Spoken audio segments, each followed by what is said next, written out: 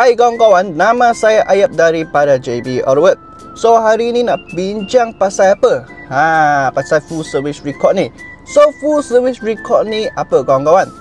Okay, so full service record ni maksudnya kereta ni ada service on time. Okay, on time contoh ikut Pro2 ataupun Proton, mereka ada ikut mileage untuk pergi servis. Okay, so apa kebaikan dia? So maksudnya kalau anda beli used car lah, kereta tu ada 100% punya full service record, maksudnya owner ada jaga kereta tu. So maksud apa? Kereta tu memang mampu untuk beli, okay? Ataupun suggest untuk belilah. So kenapa?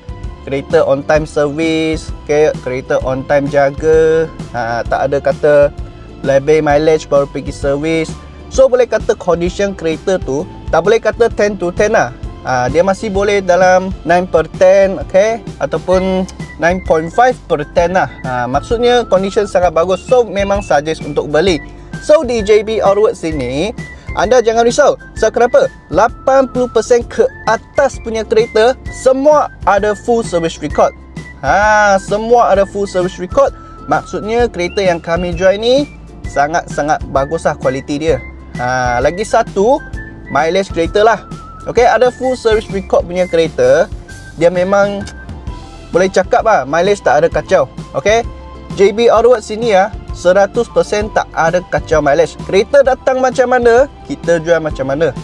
Okay, so mileage benda ni dia sangat sensitif, jadi kita tak akan pergi kacau. Macam mana dapat kereta, macam mana juga kami jual bagi customer. Lagi satu, ada jenis customer yang lebih berhati-hati. Okay, mereka akan minta, bos boleh scrut ke kereta ni? Boleh scrut ke? Okay, kalau anda betul-betul minat kereta ni, betul-betul nak beli, tak ada masalah bos. Anda boleh pergi scrut sahaja. Janji anda puas hati, janji ada ngam. Anda ngam dengan kereta ni, anda puas hati, beli pun syok sikit. Kami pun gembira juga anda boleh beli kereta yang anda memang puas hati. So, memanglah ramai orang tanya, apa itu full service record? Tak faham. Okay, very simple, saya explain lagi sekali. Full service record ni, kereta ni ada ikut masa untuk servis dekat SC, okay, service center. Okay, lagi satu, ada full service record punya kereta, dia lagi bagus. Okay, maksudnya condition dia lebih cantik. So very high recommended untuk customer untuk belilah. Walaupun dia tak ada full service record lah, kita kena tengok kereta tu pernah accident ke tak, pernah kena banjir ke tak. Very simple saja. Kalau anda risau lagi nak beli apa kereta dekat JB Autowork, anda PM saya sahaja. PM saya sahaja, nombor saya sini. Dan jangan lupa kawan-kawan, kalau anda nak cari kereta yang berkualiti, used car yang berkualiti, sila datang ke JB Autowork.